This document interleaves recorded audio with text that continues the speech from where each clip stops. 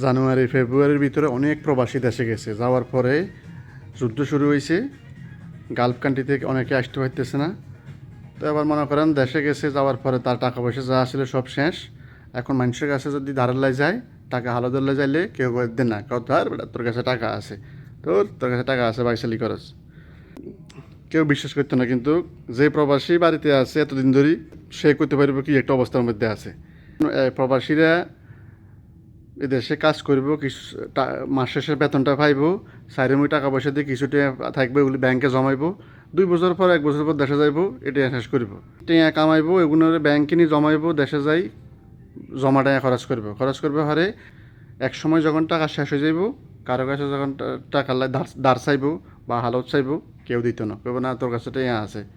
একজন প্রবাসী যখন দেশে যায়, মানুষের মনে করেন আরে এদের কাছে প্রচুর টাকা আছে, এদের কাছে টাকার কোনো অভাবে নাই।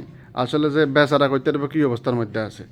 এই প্রবাসীর কামে হয়েছে এটা, চারিদিকে টাকা পয়সা দিব, মাস শেষে বেতনটায় চারিদিকে টাকা পয়সা দিয়ে কিছু নিজের কাছে থাকবো, যেগুলো এখন জমাইব, এই জমাটাই আনি খরচ করবো, একসময় দেখবেন দেন বেকার, কিচ্ছু নাই।